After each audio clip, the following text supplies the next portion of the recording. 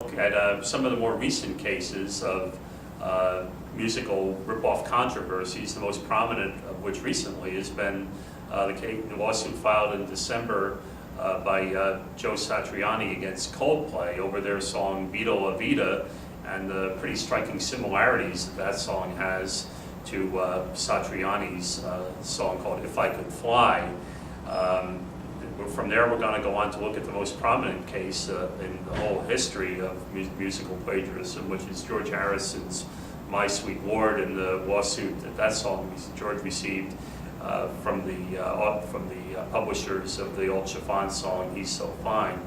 From there, we're going to look at Led Zeppelin, probably the biggest culprit when it comes to failing to credit your source material. Surprisingly enough, on their first album, Led Zeppelin did credit Willie Dixon for two of the songs, but by the second album, we're going to listen to A Whole Lot of Love and the song You Need Lovin' by the Small Faces. We're going to hear how both on that song and on Bring It On Home, they failed to credit Willie Dixon, and subsequently legal action was taken whereby Willie Dixon is now credited on both those songs. And then we're going to go back, way back to the early history of rock and roll, and the first rock and roll song ever, Bill Haley's Rock Around the Clock, owes part of its melody to Hank Williams' Move It On Over. Then we're going to look at Chuck Berry, and we all know what an influence Chuck Berry was on rock and roll musically, with his really setting down the template for rock and roll with his guitar playing, but rather underrated as a songwriter. For Chuck Berry, was a direct influence. His songs were a direct influence on three of the greatest songs of the 1960s by three of the greatest writers of the 1960s. Brian Wilson of the Beach Boys, who rewrote Berry's Sweet Little 16 as Surfin' USA, and gave the Beach Boys their first major hit. The greatest a writer as Brian Wilson is, he had his first hit with somebody else's melody.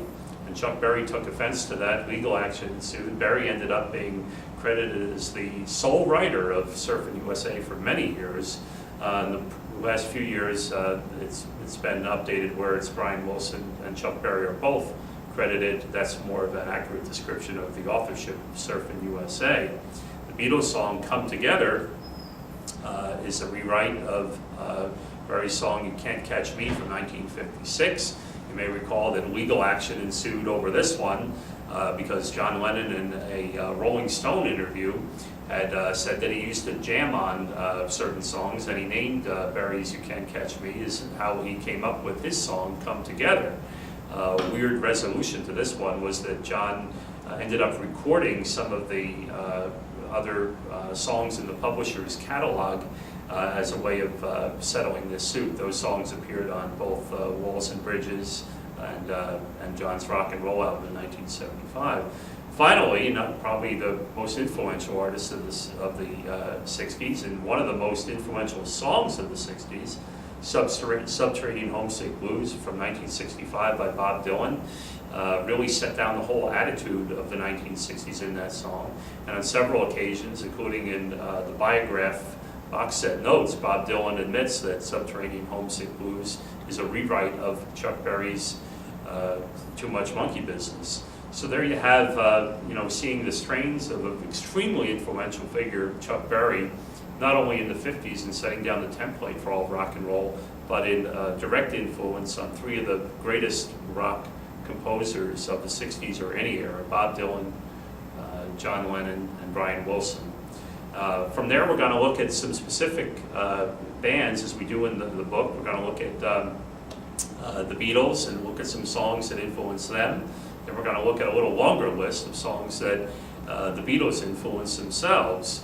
We're going to hear ELO and Deep Purple and a few other surprises there, such as The Offspring and the similarities, very obvious similarities of their song from 1998, Why Don't You Get a Job, and the Beatles' Obla Dee, Obla Da. We're also going to look at the Stones a little bit. We're going to look at some extremely unusual cases. I have a section of the book called Would You Believe? And there we look at some really oddball coincidences, such as the fact that Bob Marley's song Buffalo Soldier, a song about a very serious topic, shares a melody with, of all things, the Banana Splits theme, the Tra-La-La song, the kids' TV show from 1968. And we're going to hear how those two songs sound so similar. Extremely odd juxtaposition of artists, to say the least. And also, one of my favorite cases in the book, one that's gotten a lot of attention, is the similarities we're going to hear between John Lennon's Imagine and a rather obscure, very obscure, sort of novelty cash-in record that his father, Alfred Freddie Lennon, recorded in 1965 called That's My Life, My Love, and My Home. Very eerily reminiscent, both in tone and kind of the chord structure, to John's Imagine. John was certainly aware of his father's record. Some stories have it that he had tried to have it suppressed. Other stories have it that John used to play it as a goof for his friends, and he certainly became closer to his father around that era, so we're sure he was aware of it. And for some reason, it turns up a rather strange coincidence as being eerily similar to Imagine, recorded some 5 years later.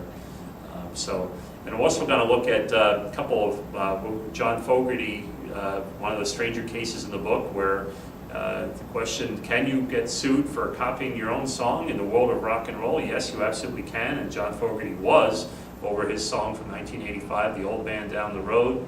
He had lost his publishing to his Creedence Clearwater era songs, and the people who own that, behind Fantasy Records, sued him in 1985 for the similarities of The Old Man Down the Road to the Creedence song Run Through the Jungle. Really an odd case, to say the least, which Fogerty won by bringing his guitar into court and playing the two songs back to back and convincing the jury that they were in fact different melodies and different songs.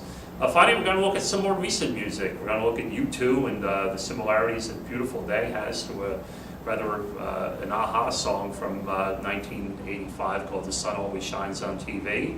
We're going to find out why the Flaming Lips pay royalties to Cat Stevens, aka Yusef Islam. We're going to find out what the Strokes have in common with Barry Manilow, and all kinds of other fun stuff in store. So thank you for coming out, and thank you for your interest in this topic. Again, the book is Sounds Like Teen Spirit, Stolen Melodies, Ripped Off Riffs, and the Secret History of Rock and Roll. And let's get to it.